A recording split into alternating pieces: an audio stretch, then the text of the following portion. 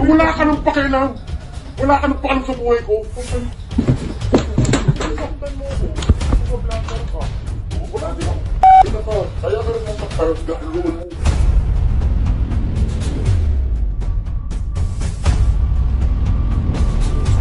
Myla, good afternoon. Ilang taon na kayong kasal? February 12 2 years. May Yes anak po. kayo? Wala pa po. Wala.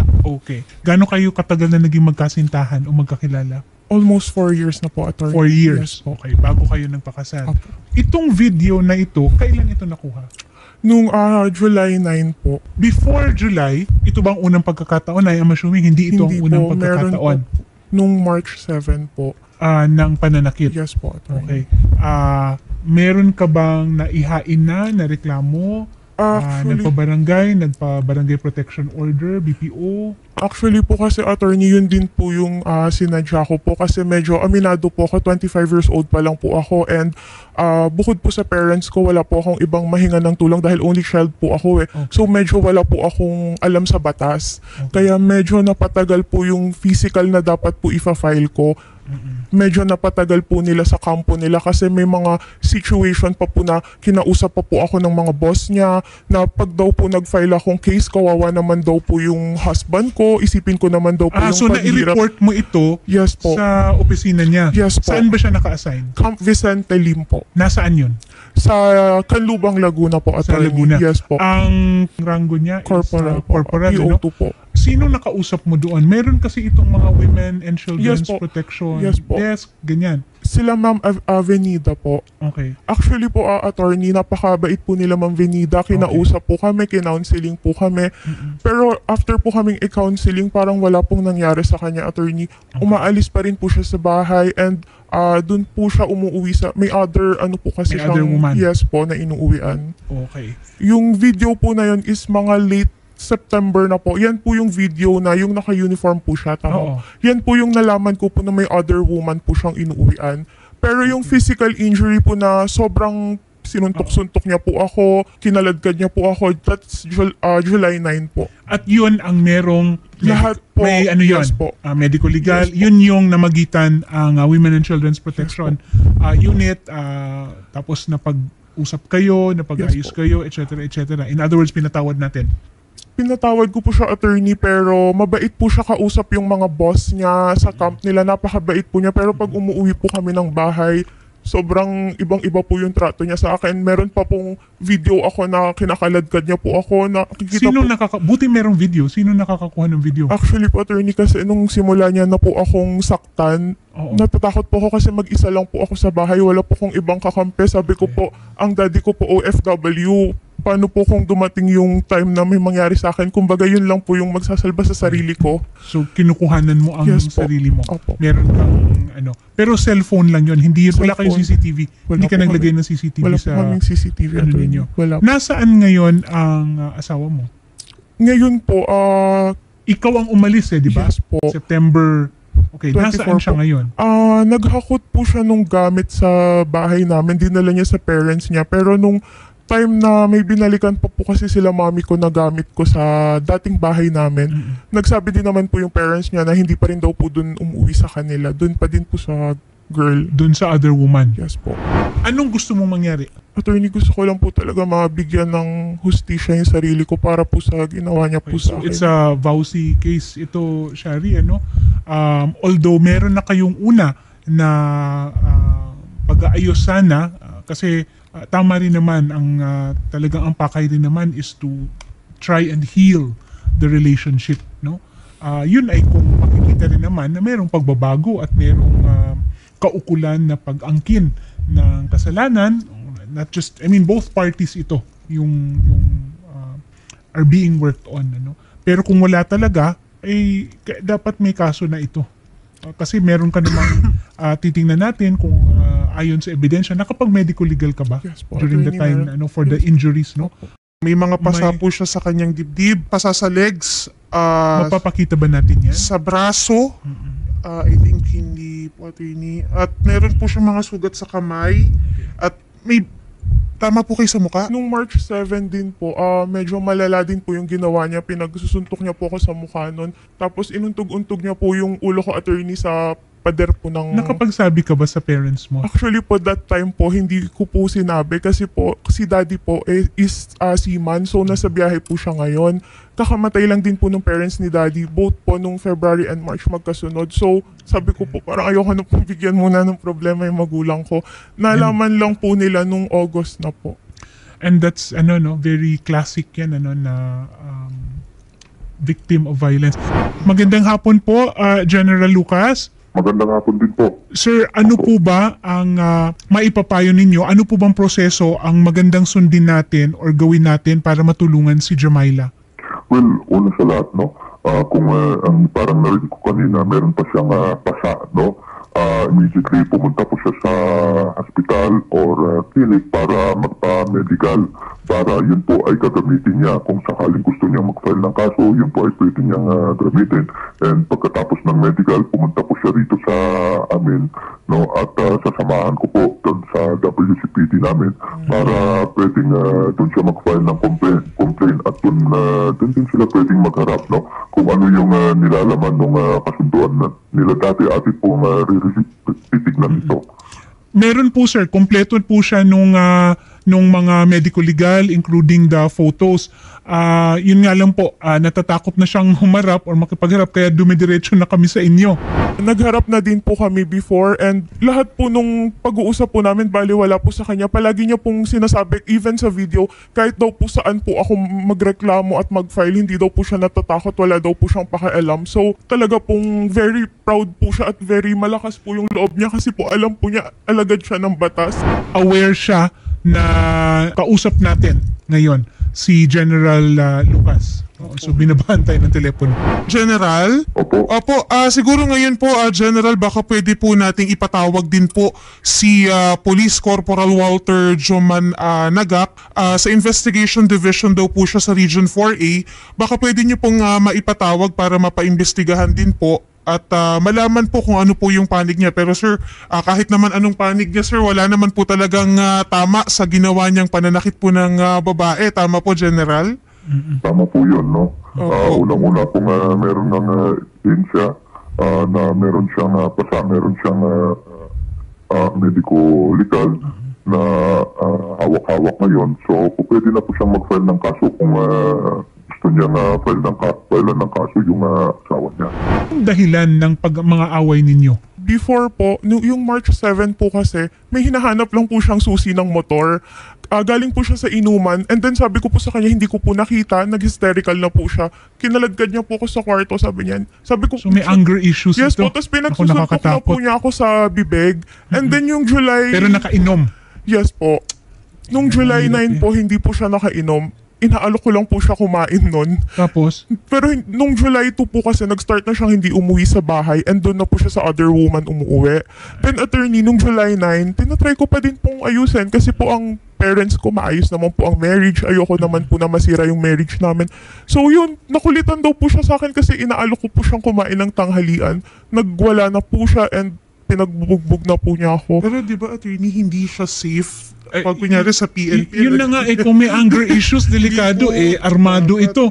Baka mamaya at sa kalsada lang may makasalubong at Actually, yun din po, attorney, yung kinakatakot ng mga kapitbahay namin. Kaya po, kahit naririnig po nila na halos patayin po ako sa loob ng bahay, hindi po sila makapagsalita. So naririnig ng Yes mga kapitbahay po. Before ninyo. po So we have evidence. Willing Yes po. naman ng mga kapitbahay na. Yun po, attorney. Before po akong umalis nung September 24, ang sabi po ng mga kapitbahay namin, pasensya na hindi daw po sila makastand up kasi yung father po niya is retired police, si tatay, which is very mabait naman po. And siya po is police. Baka daw po if nakialam natatakot sila. sila. Yes po. Okay. May paraan naman. Huwag kang mag-alala. May paraan naman. Meron tinatawag na hostile witness.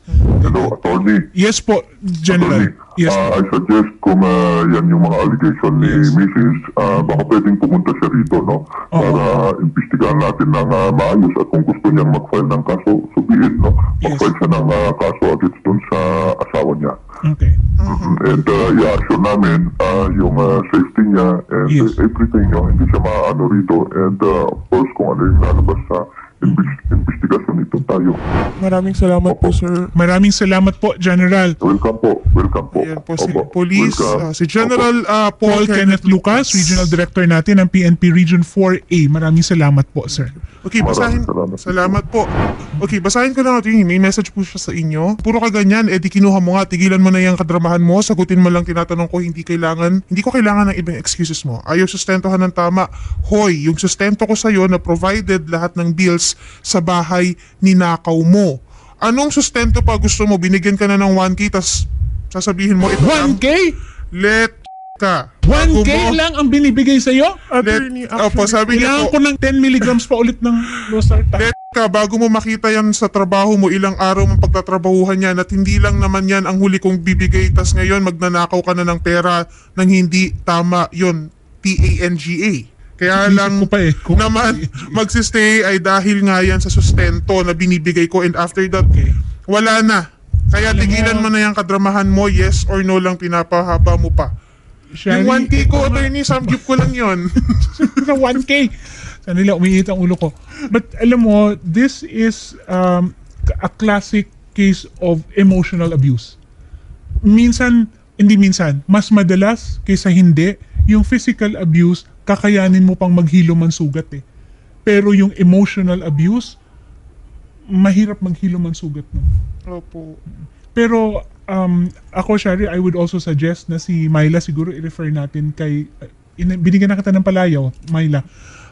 I-refer din natin kay Dr. Camille because iba ang pinagdaraanan ng isang babaeng nagiging biktima ng abuso, no?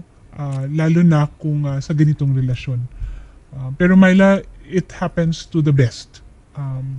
It is not your fault. It is never the woman's fault. Okay? Huwag mong iisipin na meron kang pagkukulang or meron kang ginawang mali. It's not about you. Okay? Yan ang iisipin mo. Na ako, judging from yung mga kwento mo, napakaganda ng pamilya mo at ang suporta ng mga magulang mo. Yun Mahal po ka nila. si Police Corporal Attorney. Ayan na naman ang sinasabi ko. Ang hilig nyo kasi sa gwapo. Gwapo ba? May itsura? Hindi? Oo, hindi po masakay, Shari. Ako kasi hindi na ako masyadong judgmental sa mga itsura. Ilan taon na po kayo, ma'am? 25. 25. Ilan taon na po si Corporal? 27. 27. 27. Actually, very May baby po ba supportive kayo? din naman po yung parents po namin. Wala pa po. Okay. So kahit yung mga magulang niya, okay sa'yo. Supportive Maayos sa'yo. po talaga, attorney. Bigla na lang po siyang hindi umuwi ng July. Kaya yun po yung tanong ko talaga. Hindi ko alam kung ano pong nangyari. Yun pala Nag-work ka ba? Yes po, working student din po. Working student Yes ka po, may rin. tinatapos lang pong units pero nag-work. Siguro maganda rin, ilapit na rin natin kay General Lucas na mapadisarmahan kasi hindi maganda or napakadelikado po Delikado. na may hawak siyang ganun tapos konting kibot lang nagagalit. Oo. Anger issues. Angry issues. Siguro ma'am, ganun na lang po. Kausapin po namin kayo sa kabilang studio pero kung sakali man po na nakikinig siya, ma'am, meron po kayong mensahe sa kanya?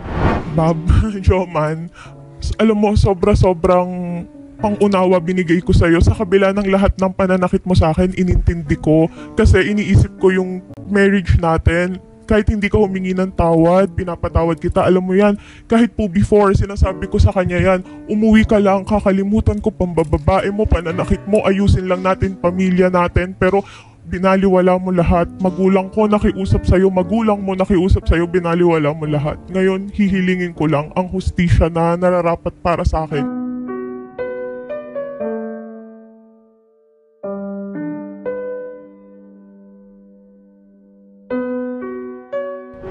Okay. Very well said. Pero ma'am ha, parang medyo nag-alangan ako. Madam, seryoso po kayo. Kasi madam, ito po ha. Baka patawarin natin. No po, before po yun. Before po. Kasi madam, marami po kami ditong kaso. Doon na mention naman po ni Senator yan. Kapag dito po sasabihin na kaso, kapag off-air na po, i-atras na po yung kaso, nakita lang ang nirereklamo, aatras. No na po. Yung medyo malala na po kasi even now, ako po mula July hanggang September, tahimik lang po ako. Hindi ko po sila siniraan. Ngayon lang po ako actually po naglabas nung nangyari sa akin. Pero nalaman ko po after nung pananahimik ko, sila po and yung girl hanggang Sila pa ngayon, ang mas... chinichismis po ako na because daw po I cheated, kaya daw po siya nag-cheat. Sabi ko, nag-cheat ako, hindi ko naman lugar yon, wala akong kilala, and work bahay ako.